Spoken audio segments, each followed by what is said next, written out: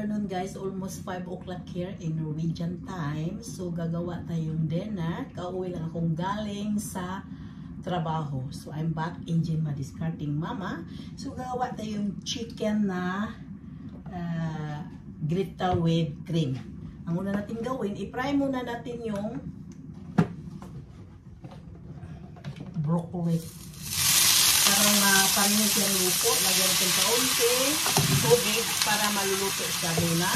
Para masiparet, para yung ano niya, yung para maluluto siya pareho-pareho, hindi siya kailangan tayo magluto ng half cook. So nilabis na lang ako ng tubig para para madali siya maluto. Ganyan lang guys. Ang natin yung broccoli muna. Ganyan ako guys, ipapry ko muna yung vegetable para pareho siya, hindi siya medyo cook, medyo half cook. Kailangan lahat pareho half cook. So fry lang natin kaunti. Mas mabuti lagyan natin kaunting tubig para madali siyang maluto. At narinig niyo yung kumukulo, kakain kami to with rice. Usually kasi pag chicken yung ulam namin, ang kain nito ay yung with rice. So, kunang rice. So, madali lang siya guys. Napakasimple lang. Sit aside lang natin ito. Yan. Diba? And then, ang sunod natin, mag-additional tayo ng oil ulit. Not much. Lutuin natin yung onion. Kita mo yung onion yan. Maraming onion. Lutuin lang natin onion yan. Maraming onion ang ginamit ko. And then, fry lang natin kaunti. Parang lalabas yung fragrance niya. Diba? Ganyan lang. Tuloy-tuloy lang pagluto. Kailangan naka-full temperature tayo para madali maluto yung pina-fry natin onion.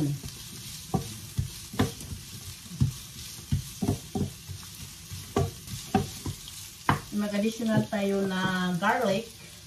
Mayroon tayong pure, so i-additional lang natin. I-fry din natin yung pure para mas masarap.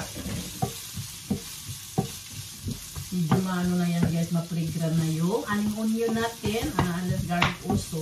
Maraming onion ang ginamit ko guys. Kasi isang piraso ito guys na onion na malaki. Masarap pag maraming onion, diba? Fry lang natin kaunti, halo-halo lang. Para at least hanggang siyang maluto, yung medyo magkulay na, medyo lumabas yung ano niya, fragrance ng onion and garlic and puree.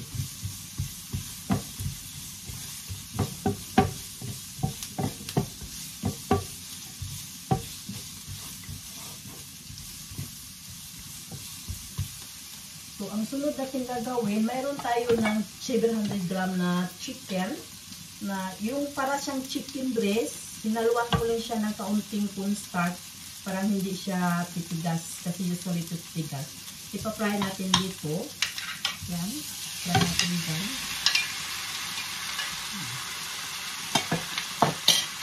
Tuloy-tuloy lang ang pagpa-fry natin.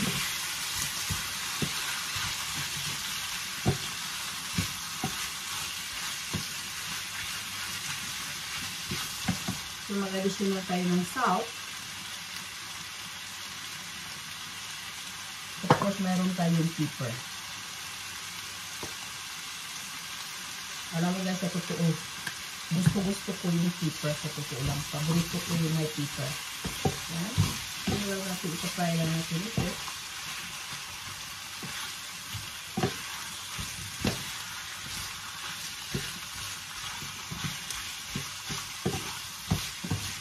Hanggang siya mag-change medyo yung color sa chicken natin.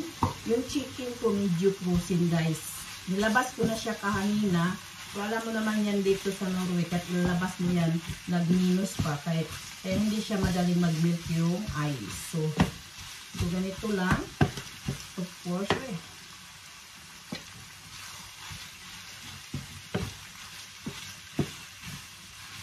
So fry lang natin kaunti.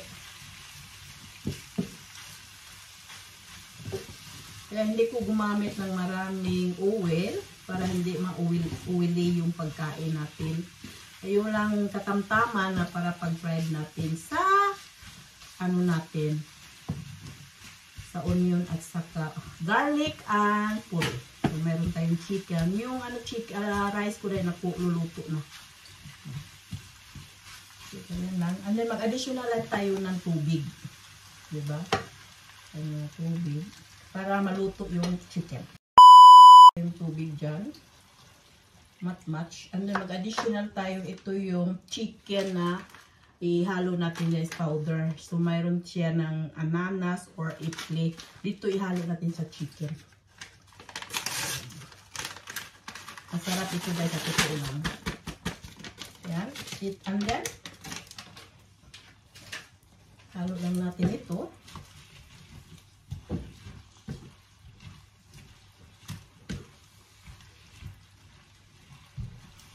Yan. Lagyan na kaunting tubig. Parang malapot kasi siya dahil yung hi Nils, good evening. And then lulutuin muna natin ito muna. Takpan muna natin ito guys and see you later. 10 minutes guys na tinakpan lang natin para siyang maluto, di ba? So mag-additional lang tayo ng heavy cream or cream puti. So i-additional lang natin dito para it make yummy. Maano siya guys, yung medyo siya ma-creamy. Diba? Sarap ito guys, ma-creamy. Then halo lang natin ito, pakuluin lang natin hanggang maluto siya. And of course, tikpan natin ang lasa. Kung masarap na, di okay na siya guys. See? That is yummy and delicious. Halo-halo lang natin ito kaunti guys. Of course, tikman natin yung salt and pepper kung tamang-tama na ba siya guys.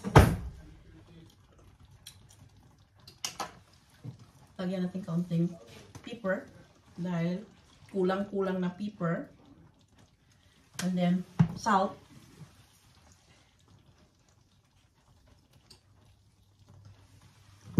And then tuloy pa rin ang paghalo natin.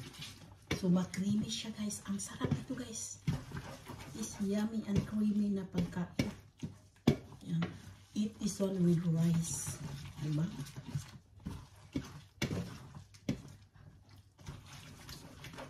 Tikman natin ulit. No, perfect. Lamian na siya guys. Diba? So napaka-creamy and yummy. So, simple pero masarap siya guys. So, i-add na natin yung broccoli na pinafry muna natin. Kinukuko muna siya hanggang siyang maluto. Ninihalo na natin dito guys. Diba? Ito masarap na pagkain yan. Masarap natin ang pang dinner.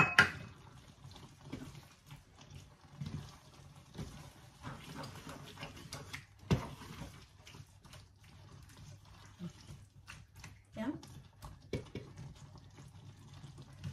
And then, i-medium temperature natin. So, that is dinner for today. So, paki-subscribe and likes. And salamat sa inyong pagpanood. And bye!